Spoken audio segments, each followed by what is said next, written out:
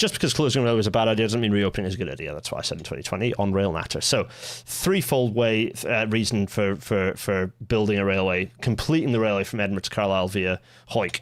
Number one is local, number two is regional, number three is national, right? So, the local case is easily and well made by the campaign. So this is me framing the AGM, that kind of justifying this. The campaign, very good at making the local case. They made the local case fantastically for the absolutely instrumental in being the reason why Borders Railway was opened down to Tweedbank as it was, right? Seriously successful campaign.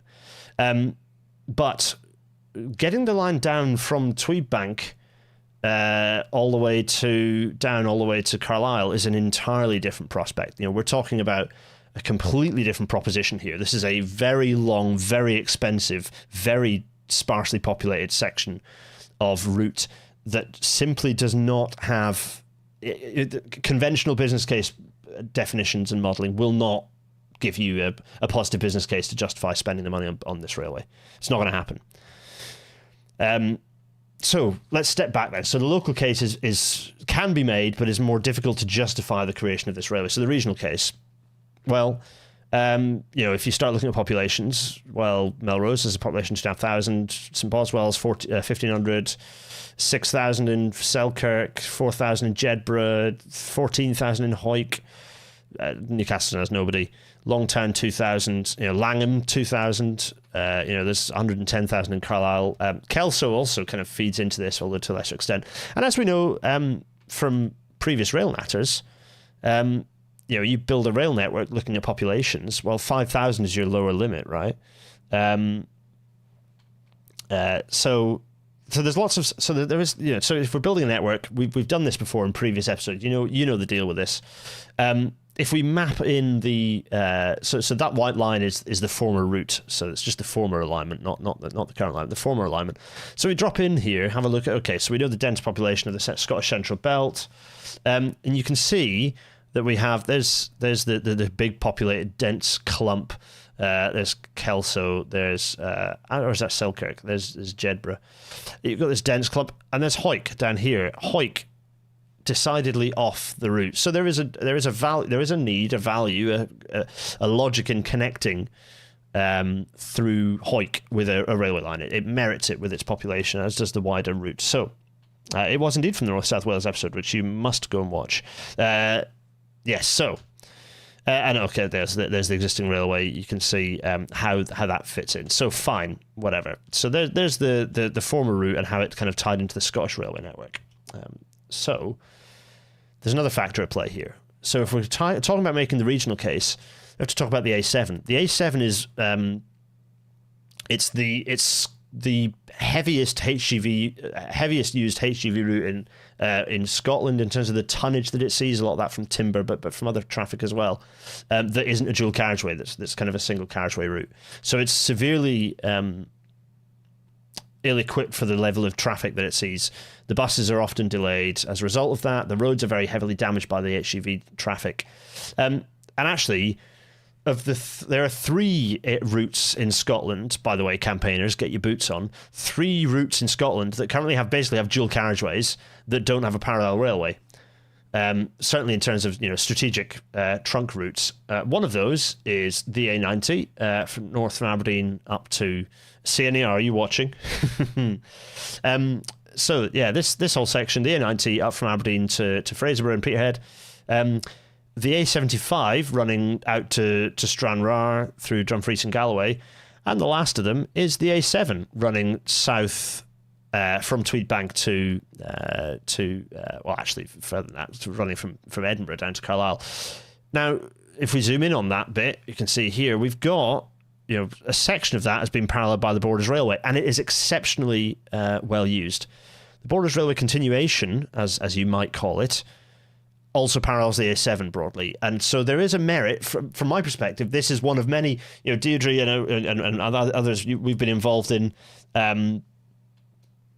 If you've been involved in episodes and chipped in on episodes gone past where we talk about data-driven network development, one of the factors I would always throw in is if there's a dual carriageway, there should absolutely be a paralleling railway to that, because if there's a dual carriageway, it's likely because it merits that level of traffic.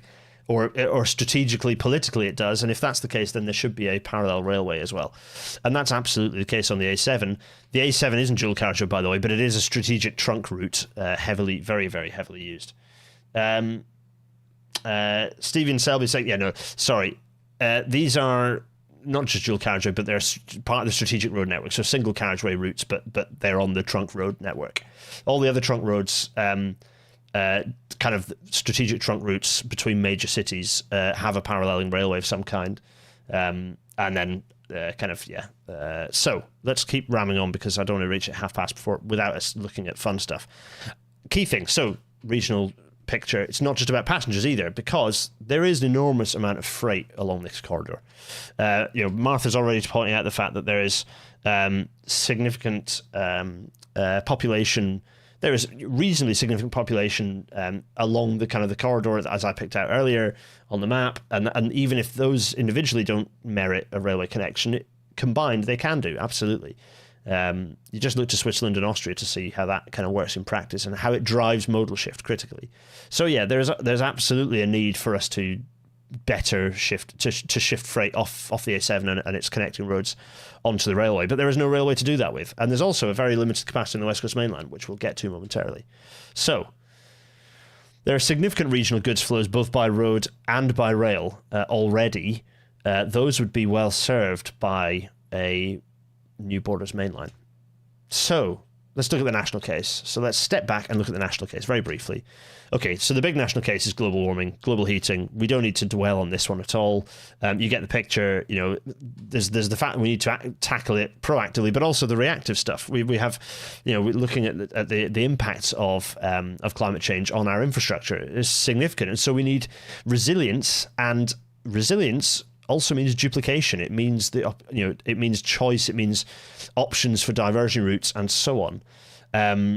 So in terms of upgrading our railway, not just proactively but reactively, involves a lot of rewiring our existing network, both literally in terms of wiring it, but also metaphorically in terms of remodeling it, increasing its capacity. But also need new lines, new railway lines. HS2 being a core one of these. East West Rail is a good example. Lots of other railways needed. Transpennine High Speed Line also absolutely critical. And there are other reasons strategically why bet more rail on roads is more freight on rail rather than on roads is a good idea. There's driver shortages, serious driver shortages. Tesco, of course, through the lockdown were very pleased with themselves, and they credited the fact that they've been using the railways more than other supermarkets, the fact they managed to keep their shelves stocked more than their competitors. Rail has already been providing the solution for driver shortages broadly across freight, so critical. And Martha's already pointing out that the kind of the key points that's why the Borders Railway becomes crucial. HS2 north of Manchester is not HS2. It's just running railway, running trains on the existing railway, and as a result of that, it is at best, not improving capacity. Actually, as we know from HS2 trains, if they're running short-formed, as they will be in the current plans, there will be drastically reducing capacity on the West Coast Main Line. And even in the best case scenario, with the best plans, fully built HS2, we're talking about a serious demand, particularly given we're moving seats over, traffic over from the East Coast Main Line onto the West Coast Main Line in terms of the London to Edinburgh traffic. We're talking about a reduction in capacity on the West Coast Main Line for existing services. So we're hitting any local provision, of which there's hardly any already. We're hitting that to nothing, but also critically, we're bruising the key freight corridor up into Scotland, which is the West Coast Main Line. So we need alternatives. We need, if not a capacity boost, then at least routes that we can divert and turn into heavy freight corridors, because HS2 is causing severe problems north of Manchester. Particularly for these monkeys. Look at these things whizzing up and down. I look forward to this thing being reliveried with a double arrow. Anyway, I think a double arrow at 88 could work. Someone mock it up. Let's see what happens. The way to do it is to keep it simple. Is to go for a very, very simple single colour with a prominent double arrow and nothing else. That's how to livery that train. Super simple. Super, super simple. Anyway, those cause issues. So here's a bunch of railway lines, including the former route here picked out in white. So if we have a clogged West Coast Main Line, well, it's already clogged. HS2 is going to make that a lot worse. So how do you deal with that? Well, if you have a situation where you start diverting freight onto the Seattle Carlisle line, which would be not a bad idea, upgrade the Seattle Carlisle line, upgrade its signaling, and start running some of your heavy freight up the Seattle Carlisle line.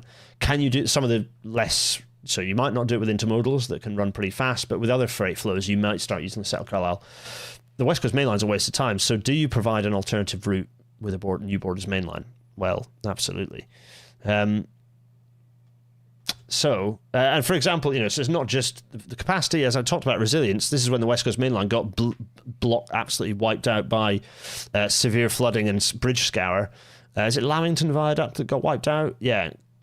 West Coast Main Line, kaplonked for quite a long time. Not good. So again, we need more robustness, more resilience of our infrastructure. And so if the West Coast Main Line is here, you have the East Coast Main Line here.